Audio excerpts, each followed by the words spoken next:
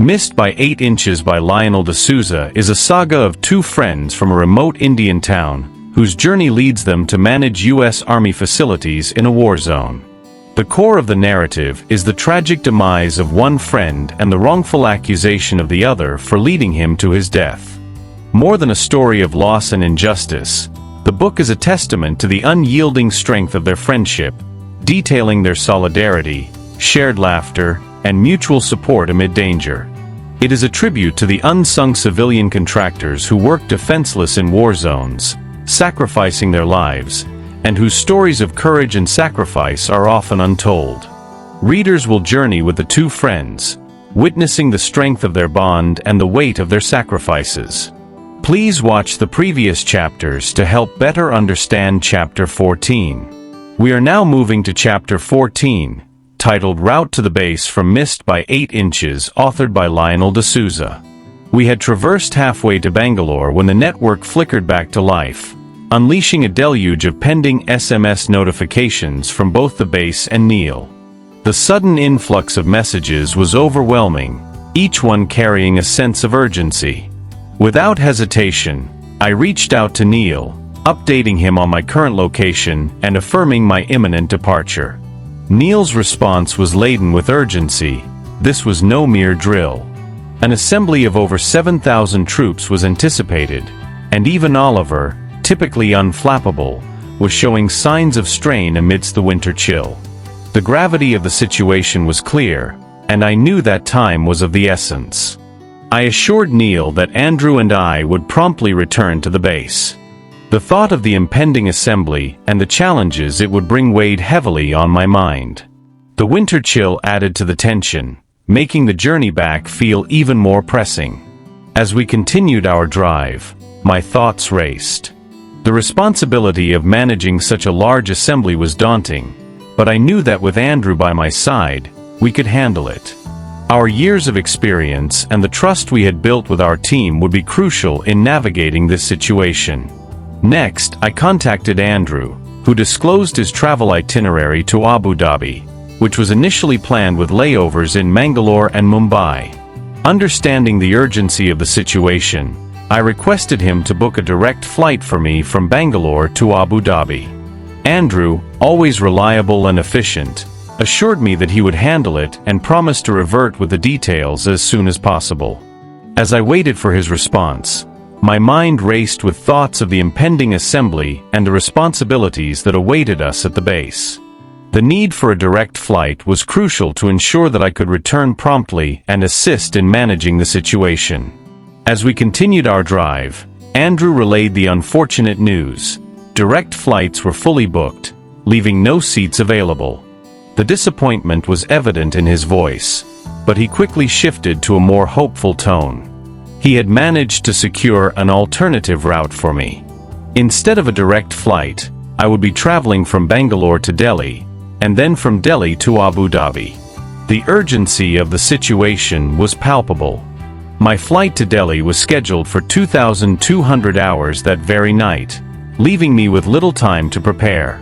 The connecting flight to Abu Dhabi was set for 0400 hours, giving me a narrow window to navigate through the bustling airport and make my way to the next gate.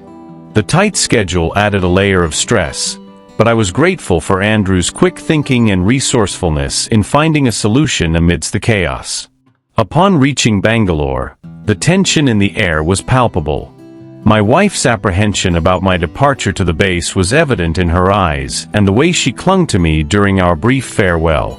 The circumstances, however, left us with little choice but to proceed with the plan. I hastily packed my belongings, ensuring I had everything I might need for the journey ahead, and set off for the airport. Arriving at the bustling Bangalore airport, I navigated through the crowds and security checks, making it to my gate just in time for my flight to Delhi. The flight departed as scheduled, and I settled into my seat, trying to calm my racing thoughts. Prior to the takeoff, I contacted Andrew, who was set to fly out of Mumbai that night. We exchanged updates and reassurances, our plan to rendezvous in Abu Dhabi and proceed to the base together. As the plane touched down in Delhi, I quickly made my way through the airport, mindful of the tight schedule. The connecting flight to Abu Dhabi was set for 0400 hours, leaving me with just enough time to navigate the sprawling terminal and find my next gate. The unfolding events had transformed what was supposed to be a peaceful Christmas into a series of unexpected and urgent maneuvers. My journey was punctual, and I arrived in Delhi to a chilly and heavily fogged atmosphere. The cold air bit at my skin as I stepped off the plane, and the dense fog enveloped everything, reducing visibility to almost nothing. From past encounters with the local air traffic control, I anticipated that such low visibility conditions would likely lead to flight delays. My concerns were soon confirmed when I checked the flight status. The 0400 hours flight to Abu Dhabi was postponed due to the dense fog, which was so thick that visibility was virtually non-existent. It seemed improbable that it would lift anytime soon, adding a layer of uncertainty to my already stressful journey. Attempting to reach out for some reassurance, I called Andrew, only to find that he was already airborne and unreachable. The realization that I couldn't communicate with him added to my anxiety. Subsequently, I contacted Neil to apprise him of my predicament. Neil's response was succinct and to the point, urging me to make it to the base regardless of the circumstances. His words, though brief, carried a weight of urgency and expectation that I couldn't ignore. As I waited in the crowded terminal, the minutes seemed to stretch into hours. The fog outside showed no signs of lifting, and the delay announcements became more frequent. I tried to stay calm and focused, reminding myself of the importance of the mission and the need to remain composed. Andrew and I had secured seats on a military flight bound for Kandahar, scheduled to depart from Abu Dhabi at 1020 hours. To ensure a timely check-in, we needed to be present at least 45 minutes prior to departure. This meant we had to be at the check-in counter by 0935 hours at the latest. My initial boarding time in Delhi was set for 0400 hours, which would have given me ample time to make the connection. However, the situation quickly became more complicated. The first delay pushed my boarding time back to 0500 hours. I tried to remain optimistic, thinking that a 1-hour delay might still allow me to catch the connecting flight. But as the minutes ticked by, another announcement came, pushing the boarding time further to 0700 hours. This series of delays made it increasingly clear that I would not make it to Abu Dhabi in time for the 1020 hours flight to Kandahar. Realizing the gravity of the situation, I reached out to Andrew, who had already arrived in Abu Dhabi. I briefed him on my delay, explaining the series of unfortunate events that had led to this predicament. I gave him explicit instructions to proceed with the flight to Kandahar without me if necessary, to provide support to Oliver. Andrew, understanding the urgency and importance of the mission, consented to this plan. He agreed to move forward as discussed, ensuring that our objectives would not be compromised by my delay. As the morning progressed, at 0830 hours, the sun began to pierce through the gloom, offering a glimmer of hope. The dense fog that had caused so much delay was finally starting to lift. The boarding process initiated promptly at the gate, signaling that the flight was indeed ready for departure. Passengers began to line up, and the atmosphere was filled with a mix of relief and anticipation. By 0900 hours, the aircraft taxied down the runway and ascended into the skies, leaving the foggy Delhi airport behind. Before we were airborne, I promptly sent an SMS to Andrew stating, "On board and flying." It was a brief message, but it conveyed the crucial information that I was finally on my way. The flight itself was relatively smooth, and after a duration of 3 hours and 40 minutes, we touched down in Abu Dhabi at 1250 hours. The moment the plane landed, I immediately activated my cell phone, eager to catch up on any missed communications. Before delving into any unread messages, I dialed Andrew's number to ascertain his location and status. To my astonishment, he answered the call almost immediately. He apprised me of a revised schedule, due to the surge in activity, The military flights had been rerouted to Kabul, with a new departure time of 1900 hours from Abu Dhabi. This change in plans was unexpected. Andrew further informed me that a convoy from Kabul to Kandahar would be part of our continued journey, although the exact timing was yet to be confirmed. This added another layer of complexity to our mission, but knowing that Andrew was already on top of the situation was reassuring. Following this update, I reached out to Neil to brief him on the latest developments. His response was pragmatic, emphasizing the importance of adapting to the new schedule and ensuring that we reached our destination safely. Once I arrived at the Abu Dhabi base, I was able to establish high-frequency radio communication with secure channels. This enabled me to coordinate directly with Oliver without any hindrance, ensuring that our plans were aligned and that we could proceed efficiently once we reached Kabul. Oliver's concerns were evident, and I took it upon myself to alleviate them by meticulously going through the surge checklists. I provided him with the latest updates and necessary preparations, ensuring that he had all the information he needed to handle the situation effectively. During a conference call with the other supervisors, I delegated tasks and assigned posts, ensuring that each of the 58 checkpoints was addressed. This level of organization was crucial to maintaining order and efficiency during the surge. I reassured Oliver that we would arrive at the base by early morning and advised him not to worry. Wherever he expressed uncertainty, I offered clarification and guidance, bolstering his confidence in his actions. My goal was to ensure that he felt supported and capable of managing the tasks at hand. Neil joined the call, and his presence seemed to bring some relief. His calm and authoritative demeanor helped to steady the team. He informed us that the troops would land at 0500 hours, and I prepared Oliver for their arrival, outlining the steps he needed to take to ensure a smooth transition. By 1800 hours, we had completed the paperwork required to board the flight. The aircraft was at full capacity, with approximately 250 troops, tanks, and weaponry loaded onto the cargo plane. The sight of the fully loaded plane was a stark reminder of the gravity of our mission. Up until the last minute, I remained in constant communication with Oliver, providing guidance throughout the surge operation. I made sure he understood the importance of each step and felt confident in his ability to execute the plan.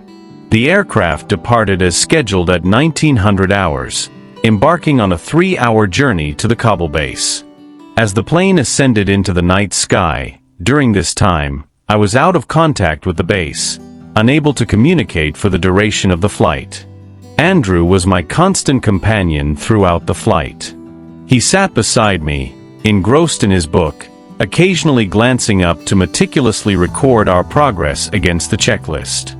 His calm demeanor and methodical approach were reassuring, providing a sense of stability amidst the uncertainty. We exchanged a few words now and then, but mostly we focused on our respective tasks, each of us lost in our thoughts. Prior to takeoff, I made a heartfelt call to my wife. The connection crackled slightly, but her voice came through clear and strong. I bid her farewell with the words, "You are a strong woman, I love you," expressing my love and admiration for her strength. It was a brief conversation, but it carried the weight of all the emotions we couldn't fully express in that moment. Her unwavering support and resilience had always been a source of strength for me, and I wanted her to know how much I appreciated her. As the flight continued, I tried to rest, but sleep eluded me. The cabin was dimly lit, and the occasional turbulence jolted me back to full alertness. I glanced over at Andrew, who seemed completely absorbed in his book, his pen moving steadily across the pages of his notebook. Andrew and I engaged in light conversation about his recent holiday, sharing stories and laughter to pass the time. He recounted his adventures and the places he visited, painting a vivid picture of his experiences. In turn, I shared the details of an unsettling dream I had experienced in Pondicherry.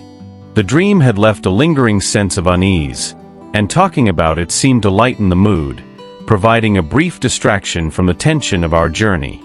As the conversation waned, I suggested to Andrew that he should take the opportunity to rest. I reminded him that once we arrived at the base, there would likely be no time for relaxation. The tasks ahead would demand our full attention and energy. He nodded in agreement, and we both settled down to sleep on the benches, trying to make ourselves as comfortable as possible in the cramped quarters of the cargo plane. The loud hum of the engines and the rhythmic vibrations of the aircraft provided a lulling backdrop, and we managed to drift off into a light sleep. However, our rest was abruptly interrupted as the flight made a jarring touchdown at Kabul, U.S. Air Base. The sudden impact jolted us awake, and we quickly gathered our belongings, preparing to disembark. Among the passengers were approximately 40 facilities crew members returning to the base to support the surge operations. These included individuals from the catering department, the OEM side, and the rest from my team. Each person carried a sense of purpose, their faces reflecting a mix of fatigue and determination. We all disembarked from the cargo plane and made our way towards the base tarmac. A brief 5-minute walk that felt longer due to the weight of our gear and the anticipation of the tasks ahead. The base was a hive of activity, with personnel moving efficiently to and fro, each engaged in their respective duties. The familiar sights and sounds of the base brought a sense of familiarity and focus. As we walked, I took a moment to mentally prepare for the next steps, knowing that our arrival marked the beginning of a critical phase in our mission. At the Kabul base, I immediately sought out the facilities team to gather the latest updates on the operational status. The base was bustling with activity despite the late hour, and the urgency of the situation was palpable. The convoy was scheduled to depart at 0200 hours, leaving us with a narrow window to ensure everything was in order. I promptly connected to the secure line to commence my duties, ensuring that all communications were clear and efficient.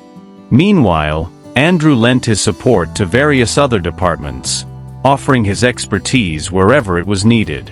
His ability to adapt and assist in multiple areas was invaluable. While he was busy coordinating with different teams, I took charge of overseeing the base's overall scenario. The comprehensive checklist covered all essentials, from drinking water supply to sewage disposal, uninterrupted power supply, functional barracks, ensuring that every aspect of the base's operations was functioning smoothly. Oliver expressed his concern regarding the fuel trucks, which had been initially denied entry into the base for security reasons. This had caused the diesel generators to run precariously low on fuel, posing a significant risk to our operations. Understanding the gravity of the situation, I swiftly coordinated with the security team to address the issue. I facilitated a declaration through Oliver, outlining the necessary security measures and protocols to allow the fuel truck's entry. With the declaration in place, I successfully arranged for the fuel trucks to replenish the underground fuel tank. This critical task ensured that the generators would continue to operate without interruption, maintaining power for the entire base. The relief was evident on Oliver's face as the fuel tankers rolled in. Throughout this process, I remained in constant communication with the team, providing updates and addressing any concerns that arose. The collaborative effort and quick thinking of everyone involved were crucial in overcoming the challenges we faced. As the clock ticked closer to the convoy's departure time, I felt a sense of accomplishment and readiness. We had managed to navigate through a series of obstacles, ensuring that the base was fully operational and prepared for the next phase of our mission. The preparations for the convoy's departure were in full swing, with meticulous planning and coordination ensuring that every detail was accounted for. 2 separate convoys were set to leave, with a 2-hour interval between them to stagger their movements and reduce the risk of both convoys being targeted simultaneously. The first convoy consisted of a robust lineup, designed to maximize security and efficiency. Leading the convoy were 2 escort trucks equipped with a minesweeper, essential for detecting and neutralizing any explosive devices that might be hidden along the route. These were followed by a fleet of 7 trucks, each loaded with essential supplies and personnel. Bringing up the rear were 2 additional security trucks, providing a protective buffer against any potential threats from behind. This convoy was tasked with transporting approximately 250 individuals, encompassing both the facility's crew and the security personnel involved in the surge operations.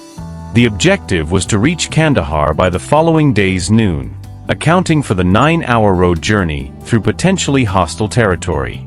The second convoy was designated for the troops engaged in the surge operations and the transportation of ammunition. This convoy was equally critical, as it carried the reinforcements and supplies necessary to support the ongoing operations in Kandahar. The overland route posed inherent risks, making the journey perilous. The terrain was challenging, and the threat of ambushes or roadside bombs was ever present. Each member of the convoy was acutely aware of the dangers, but their training and preparation instilled a sense of confidence and readiness. As the departure time approached, the atmosphere was tense but focused. Final checks were conducted on the vehicles and equipment, ensuring that everything was in optimal condition. The convoy leaders briefed their teams, reiterating the importance of vigilance and adherence to the planned route. Communication protocols were reviewed, with secure channels established to maintain contact throughout the journey. End of Chapter 14. Subscribe to the channel and press the bell icon for more updates on the next chapters. Thank you for listening and subscribing.